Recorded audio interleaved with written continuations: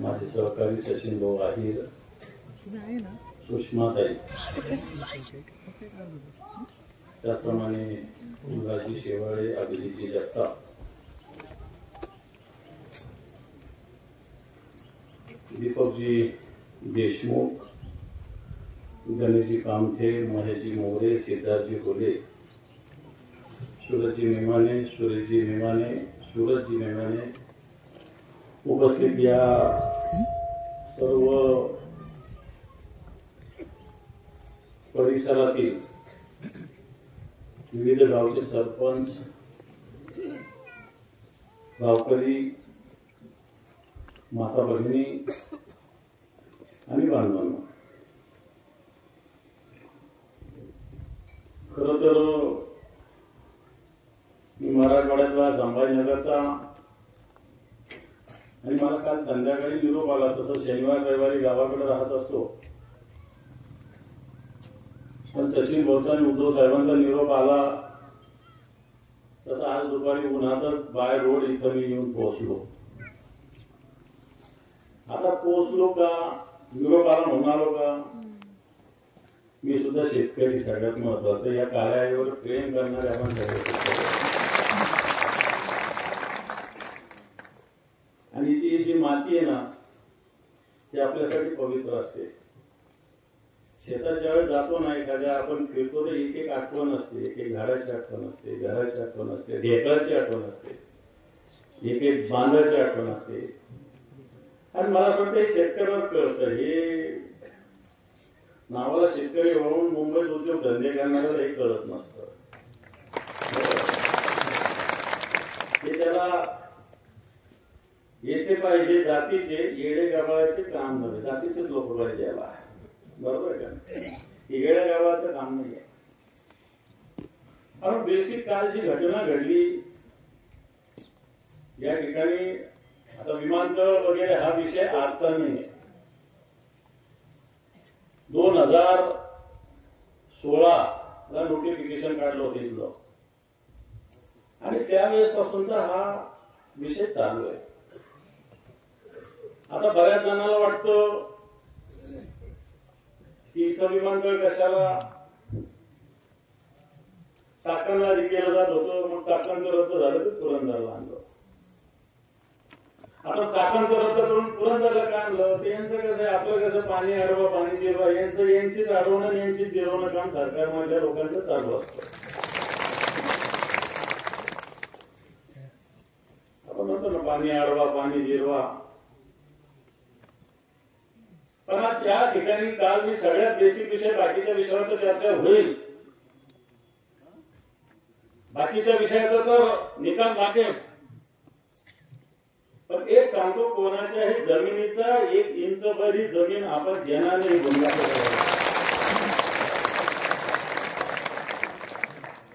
जमिनीचा मोबदला लाख द्या, कोटी द्या, 2 कोटी द्या. आपली माय कोटीत विकत नसतात, माईची किंमत वेगळी असते. लक्षात ठेवा, ही आपली आई आहे, आपली माय. जमिनीमध्ये नुसतं जमिनीचा तुकडा नाही, प्लॉटिंग करणारे, धंदे करणारे तुम्ही लोक आहे. तुमच्या दृष्टीनं ही जमीन असेल, आमच्या दृष्टीने ही आई आहे, काळी आई आहे, आमची माय आहे. लक्षात ठेवा. म्हणून ही भूमिका राहिली तर मला असं वाटतं आपल्या 1 इंच जमिनीला कोणी धक्का लावू शकणार नाही. काल जी घटना घडली इथं, आपण आलो, अंजनाबाई कामठे, आता पोलीस म्हणतील त्या घरातच गेल्या. अरे बाबा, मी ज्या बाहेर फिरतो ना तर माझी आई, मी घरी गेले खेळ, मी घरी येऊन झोपले खेळ, स्वतः झोपत नसते माझी आई, बरोबर का? हे आईचं प्रेम असतं. बायको विचारणार नाही एक वेळ, पण आई बरोबर विचारत असते. काही लागणार कोणाला. आणि म्हणून ज्याचं आईवर प्रेम आहे ना, ज्या आईला माझा मुलगा कुठे गेला, इकडे गेला, तिकडे गेला, फिरतो, आंदोलन गेला, त्याला काठी लागली, लाठी लागली, डोकं फुटलं, अशी जी संवेदना असते ना ती आईला असते, माईला असते. आणि ज्यावेळेस आपले मुलं आणि आपली जमीन जी कसलेली आम्ही वर्षानुवर्ष ज्याच्यात झिजलेलं आहे, ही जमीन जर सरकार घेणार असेल तर कोणत्या आईला झोप येणार आहे? याच्यात खुरपलेलं आहे, याच्यात निंदी केली आहे, याच्यात खुरपणी केलेली आहे, वेगवेगळे गेलोय, खळ्यामध्ये गेलोय, माळ्यामध्ये गेलोय, काय नाही केलेलं असतं आपण शेतामध्ये. आणि जर असं केलेलं शेत जर एका रात्रीतून सरकार घेणार असेल तर मला असं वाटतं कोणती आई जगू शकत नाही. म्हणून ही आई गेलेली लक्षात ठेवा. कोणी म्हणत असेल मेडिकल काय म्हणत असेल मला माहित नाही, पोलीस काय म्हणत असेल मला माहित नाही, पण मला माहित आहे की मी घरी असलो माझ्या शेतात जर काही झालं तर माझ्या हृदयाला काय वेदना होता या भूसंपादन अधिकाऱ्याला कलेक्टरला नाही करणार. ज्याचं शेत आहे त्याला करणार. लक्षात ठेवा.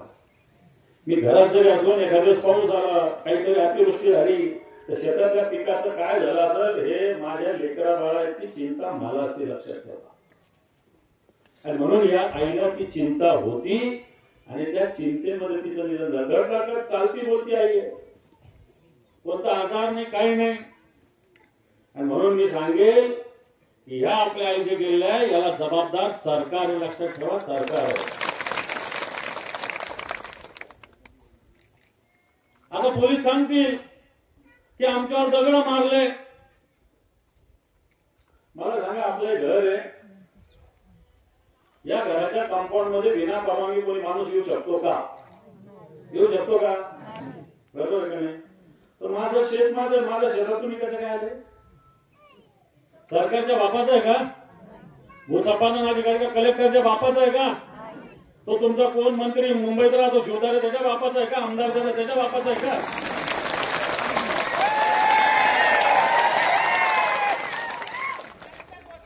त्याच्या बापाचं आहे. हे पहा मी आता अधिकाऱ्यांशी बोललो, त्यांना सांगितलं की तुम्ही भूसंपादन केलं का? हा गट हा शेतीचा गट आमच्याकडे भूसंपादन झालेला आहे. त्याचा मोबदला जाहीर केला का? अवॉर्ड जाहीर केला का? पेपरला जाहिरात आली का? सजेशन ऑब्जेक्शन मागितलं का? मग तुम्ही आमच्या शेतात येता कसा? चूक आहे का बरोबर आहे? येतं कसं तुम्ही? माझ्या शेतात काय लावलेलं आहे काय नाही त्याचं कसं आहे? लोक चालतात नाही चालतात त्याला आजार होतो काय होतो मला माहिती आहे ना. पिकालाही आजार होत असतो, होतो का नाही होतो? मग असे आक्रमणाचे आल्यावर आजार होत असतो. बरोबर आहे का नाही? आणि म्हणून मला वाटतं माझं बेसिक ऑब्जेक्शन आहे की तुम्ही भूसंपादनच केलं नाही, तुम्ही कोणती नोटीसच दिली नाही तर तुम्ही आमच्या शेतात येतात कशाला? आणि ते आमच्या तुमच्या काम आहे. भूसंपादन जाहीर करा, पेपरला अवॉर्ड जाहीर करा, मग आम्ही बघू कायदेशीर काय लढायला लागायची. बरोबर आहे? कारण तुम्ही लढत असाल. आता रेमाने साहेबांनी मला सगळं सांगितलं, पण लढत असताना मी तुम्हाला सांगेल कायदेशीर लढा. भावनिक लढा लढू नका. इथं विमान जायची एक वीट सुद्धा लागू शकणार नाही. तुम्ही कायदेशीर लढा लढला. मग काल जी घटना घडली आपल्यातल्या काही दोन, आता हा मुलगा येतो याला विचार काय ना तो सचिन ना याला विचारलं तुला काय काम आलं सांग. तुला काम आलं काम आलं तू काय केलं?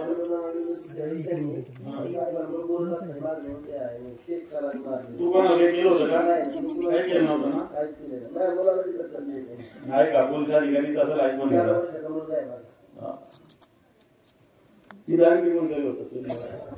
तुम्हाला काय माझं सांगा.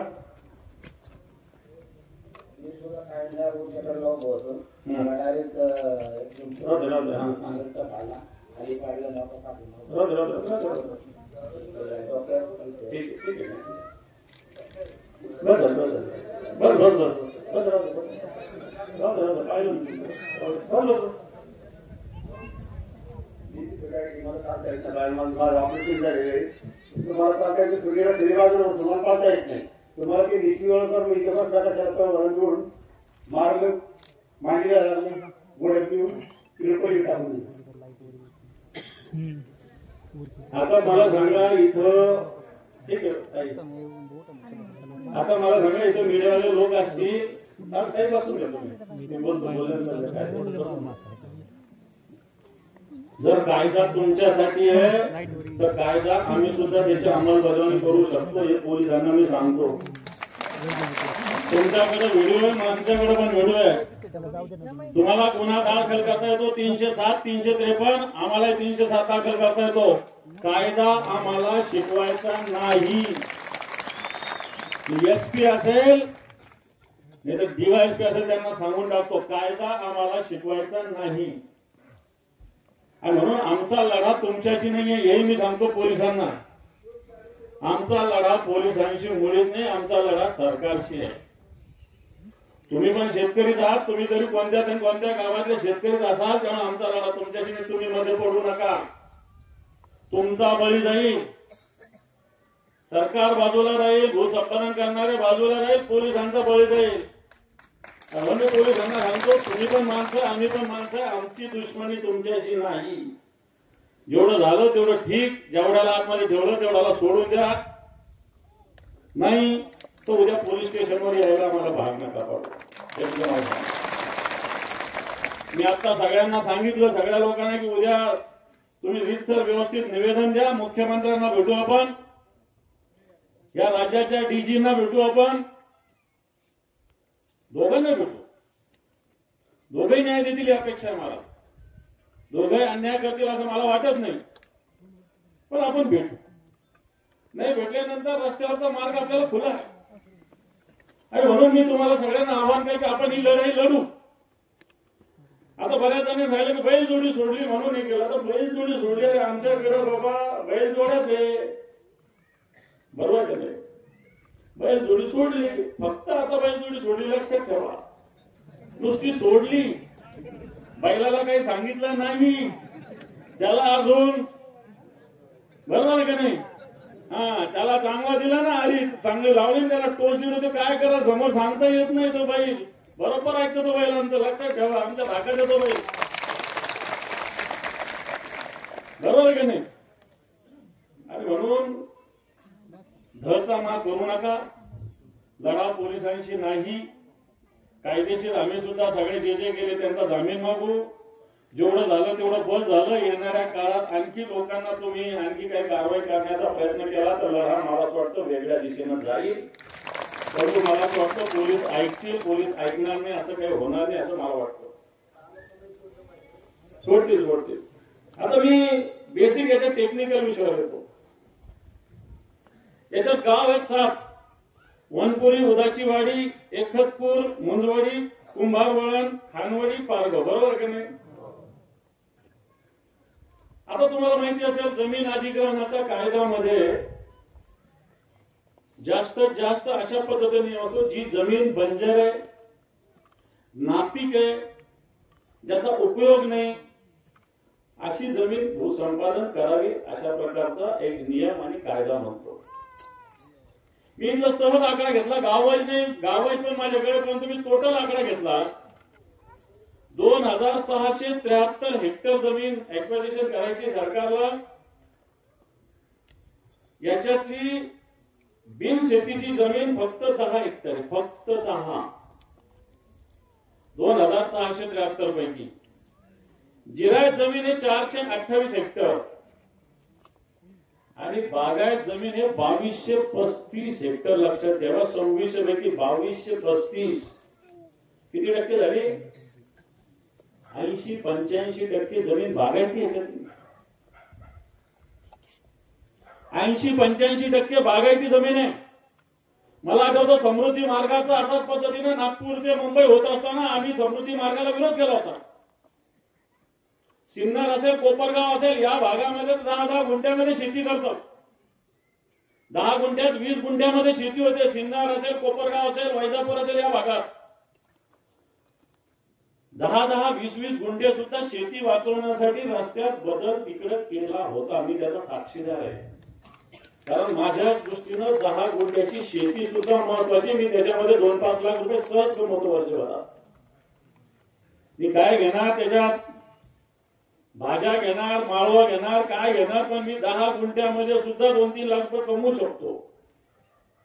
जर 10 गुंठे जमीन वाचवली जाऊ शकते तर मला असं वाटतं 2235 हेक्टर जमीन म्हणजे जवळपास 6,000 एकर जमीन ही इथली बागायती आहे. आणि म्हणून आपण या टेक्निकल मुद्द्यावर लढाई लढू की बागायती जमीन तुम्हाला घेता येणार नाही, बागायती जमीनला तुम्हाला धक्का लावता येणार नाही. आपण टेक्निकल लढू, भावनिक लढा लढू नका. तुम्हाला विनंती करतो, उन्हातानाचे दिवस आहे, आपण जीवानीशी जाऊ, यांना काही फरक पडत नाही. आपण कायदेशीर लढाई लढू आणि तांत्रिक लढाई लढू. आज बागायती जमीन जर 80-85% असेल तर याचं भूसंपादन होऊ शकत नाही. आणि जमीन कोण घेतं माहिती तुम्हाला? MIDC. मला तर इकडचं काही माहिती नाही. मी फक्त जेजुरीच्या खंडोबाच्या दर्शनाला इकडे येत असतो, याच्यावरती इकडे पुढे जायचं माझा काही प्रसंग आला नाही. पण ज्यावेळेस मी कार्यकर्त्यांशी बोलत होतो की विमानतळामध्ये जमिनी कोणाच्या जाणार आहे, तर आपल्यातले पण काही गद्दार लोक तुम्हाला सांगून टाकतो. ऐका नाही, खरं खोटं आपल्यातले बी काही गद्दार लोक आहे. सांगतो मी सांगतो त्यांना. मी इथल्या लोकांना सांगितलं त्याच्यात लड्डा आहे, त्याच्यात लोढा आहे, त्याच्यात अग्रवाल आहे. हे लोक काही शेती करून थकले का? माती गेली का त्याच्यात? हा, लोढा लड्डा अग्रवाल इकडून आले कुठून? तुम्हाला सांगतो, आपल्यातल्या काही लोकांनी या जमिनी या लोकांना दिलेल्या आहेत. हे लोक मंत्रालयात बसून भूसंपादनाच्या मागे लागतात. आपल्या जमिनी स्वस्त दरात आपल्याकडून घेतलेल्या आहे. यांना त्याचे 10,000, 20-20 पट दर मिळतात. तुमच्या माहितीचं सांगतो. आणि टोळी महाराष्ट्रामध्ये हे जे लोक आहे, मी न पाहता सांगितलं, आता मी उद्यापासून लागतो का मला या सगळ्याचं यांचं काम बघतो मी आता. मी न सांगता यांना नाव सांगले की याच्यात कोण असेल म्हणून. त्यांनी सांगितलं, नंतर मला बाहेर आलं, सांगितलं हा तुम्ही सांगितलं तेच नाव आहे.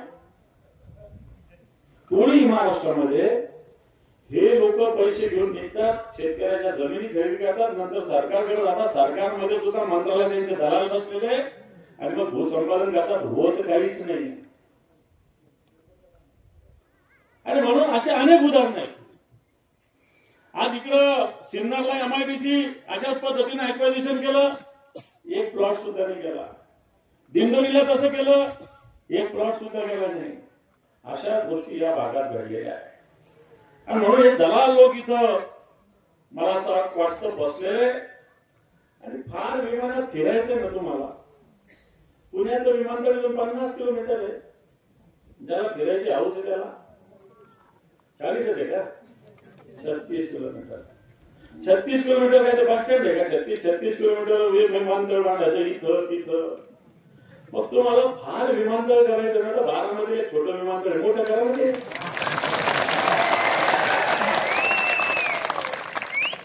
तू का बरोबर आहे?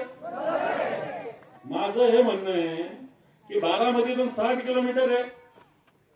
फार सरकारला हौस आहे तर 12 एअरपोर्टचं एक्सपान्शन करा आणि तिथलं मोठं एअरपोर्ट करावं लागतंच. तुम्हाला रोज जावं लागतं, पळावं लागतं, जावं लागतं, गद्दारी करावं लागते, इकडे जावं लागतं, तिकडे जावं लागतं. तुम्हाला इकडे जायला विमान धुंडावं लागतं, तिकडे पळावं लागतं, गुपचूप अमित शहाला भेटावं लागतं, गुपचूप नरेंद्र मोदीला भेटावं लागतं. करा त्यातून मोठं. बरोबर आहे. आणि म्हणून माझं सरकारला सजेशन राहणार आहे की बारामतीचं विमानाचं विस्तारीकरण करा. पुरंदरला विमानाची गरज नाही. पुरंदर हे संभाजी महाराजांचं जन्मस्थान आहे. संभाजी महाराज लढायात तुम्ही सुद्धा औरंगजेबाच्या भूमिकेत येत असाल तर आम्ही सुद्धा संभाजी महाराजांच्या भूमिकेत येऊन सांगून टाकतो तुम्हाला. आम्ही सुद्धा या मातीचा लढा लढू, आम्ही सुद्धा या शेतीचा लढा लढू, आम्ही सुद्धा या संस्कृतीचा लढा लढू. आणि म्हणून येणाऱ्या काळात मी आपल्याला आश्वस्त करतो की तुम्ही जर एकजुटीने लढा लागला, पण शांततेत लढा हे मी सांगतो. डोके फोडून घेण्याची गरज नाही. पोलीस आपले दुश्मन नाही, इथले अधिकारी पण आपले दुश्मन नाही. यांना कसं थांबवायचं आपण थांबवा. आता तर येणारच नाही 2-4 महिने तुमच्याकडे. जर तुमच्याकडे 2-4 महिने येणारच नाही तेवढ्या काळात आपण सरकारशी बोलू, हे सगळे मुद्दे मांडू. याच्यापेक्षा अनेक तांत्रिक मुद्दे आहेत. परंतु ज्या आपल्या आई गेलेल्या आहेत, अंजनाताई असेल, कोण गेला असेल तर यांचं बलिदान आपण व्यर्थ जाऊ देणार नाही. हा सुद्धा संकल्प आपल्याला करावा लागेल. आपण लक्षात ठेवा, शेतकरी आहे, शेतकरी आपण दलाल नाही आहे. आपण जे पिकवतो तेवढंच खातो, त्याच्यावरच आपला विश्वास आहे. आणि म्हणून म्हणतो या मातीची आपल्याला गद्दारी करायची नाही, या शेतीची आपल्याला गद्दारी करायची नाही. निश्चित हा लढा लढू. शेतकरीच मालक, इथं बॅनर लागले, शेतकरीच मालक आहे, दुसरं कोण आहे? अरे शेतकरी जगेल तर कोण मरेल? शेतकरी जगला तर बाकी जगेल. मग व्यापार असेल, इंडस्ट्री असेल, शेतकऱ्यावर चालतील. आणि शेतकरी मरेल तर कोण जगेल? तुम्ही बरेच जण म्हणले की आमच्या प्रेताहून जाग त्यावेळेस विमानतळ होईल. प्रेत काढायची गरज नाही, प्रेत दुसऱ्याची काढायची तयारी ठेवू. जर आमचा लढा ऐकला नाही तर त्यामुळे आमच्या प्रेतून जा कशाला जायचं, कशाला प्रेत करू द्यायचं? आपला जीव काय स्वस्त आहे का? आपला जीव स्वस्त नाही. आपण लढू, आपण लढू. आणि लढाईच्या माध्यमातून मला असं वाटतं येणाऱ्या काळात ही जी 60,000 एकर आपली जमीन विमानतळात जाऊ पाहते ही थांबू. सरकारला सांगू तुम्ही बारामतीला विमानतळ करा. बागायत जमीन 1 इंचही आम्ही देणार नाही. आणि या लढ्याच्या निमित्तानं मला स्वतः आपण सगळ्या गावचे प्रशासनातले बरेच लोक तुमच्या बाजूने, कोणी विरोधात याच्यातला काही भाग नाही. मी सगळे मिनिट चेक केले, सगळ्या मी सांभाळणार. इकडे भर उन्हात आलो, येताना सगळं वाचन केलं, मी सगळी माहिती घेतली सगळी. आणि म्हणून येणाऱ्या काळात हा लढा अवघड आहे असं मी म्हणत नाही, अवघड आहे असं मी म्हणणार नाही, पण सोपा सुद्धा नाही. आपण तो नीट लढण्याची तयारी करू. ग्रामस्थांनी सगळ्यांनी एकजूट ठेवा. निश्चित मी पोलिसांनाही सांगतो, भूसंपादन अधिकाऱ्यांनाही सांगतो, जे जे गुन्हे झाले असेल आतापर्यंत ठीक, पण येणाऱ्या काळामध्ये अशा पद्धतीने या भागातील नागरिकांना गुन्ह्यात अडकवायचा प्रयत्न करू नका. भूसंपादन करणाऱ्या अधिकाऱ्यांना संरक्षण देण्यासाठी पोलीस आले होते, पण भूसंपादनवाल्या एकालाही लागलेलं नाही. मग कोणाचं संरक्षण केलं तुम्ही पोलिसांनी? पोलीस संरक्षण कशासाठी असतं माहिती ना? भूसंपादन करणाऱ्या आलेल्या लोकांना कोणी जीवाला धोका निर्माण झाला तर. एकाही भूसंपादन अधिकाऱ्याला एक झापड सुद्धा मारलेली नाही. मारली का? मग तुम्ही संरक्षण कोणाचं करत होता? तुम्ही दलाली करत होते का कोणाची? आणि म्हणून मला असं वाटतं कायदा तुम्हाला माहिती आहे, कायद्याची जाणीव ज्ञान आम्हाला सुद्धा आहे. आणि म्हणून जे झालं तेवढं ठीक आहे. येणाऱ्या काळात मला वाटतं जनतेची लढा आपण देऊ नका. जनतेची लढा दिला तर जनता द्वेषानं सामोरे येईल. आणि म्हणून येणाऱ्या काळात आपण हाला एकजुटीनं लढण्याचा संकल्प करू. एवढंच मी सांगतो आणि थांबतो. निश्चित तुमच्या मागे आम्ही खंबीरपणे उभं राहू हेही अभिवचन देतो. धन्यवाद. जय हिंद, जय महाराष्ट्र.